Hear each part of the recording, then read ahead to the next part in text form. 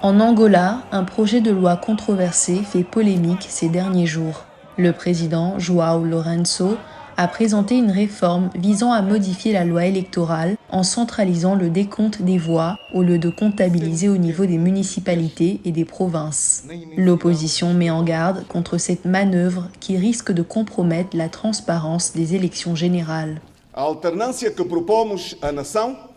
Le changement que nous proposons à la nation vise à libérer le pays du contrôle stagnant des partis, de la peur, des pouvoirs successifs des oligarchies qui étouffent le développement et fomentent la corruption, qui aspirent la richesse de tous et la pauvreté de tous, mais aussi de la petite corruption qui désorganise l'État à la base et contribue également à décourager les investissements extérieurs, affectant la crédibilité de notre pays. Même son de cloche du côté du bloc démocratique qui dénonce la mauvaise gouvernance du mouvement populaire pour la libération de l'Angola, MPLA, au pouvoir depuis 46 ans.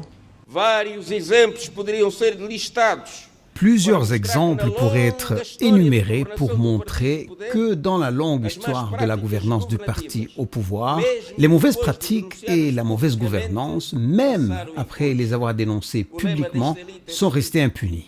La devise de cette élite est la suivante: s'ils parlent mais laissent passer notre caravane, nous ne sommes pas concernés. Mais s'ils essayent d'arrêter la caravane, nous agissons violemment et sans pitié.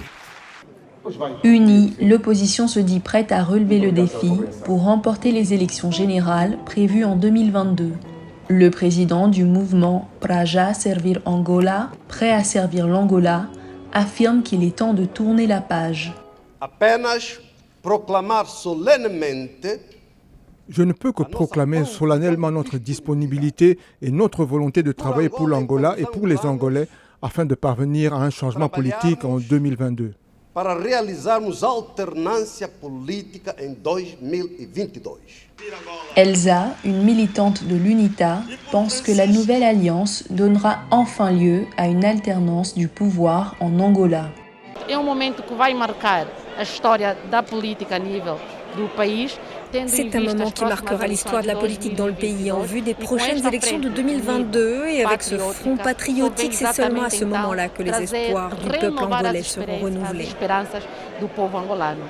Pour marquer leur soutien à l'opposition, de nombreux partisans se sont réunis dans la capitale Luanda, brandissant des drapeaux angolais et criant en portugais « MPLA dégage ».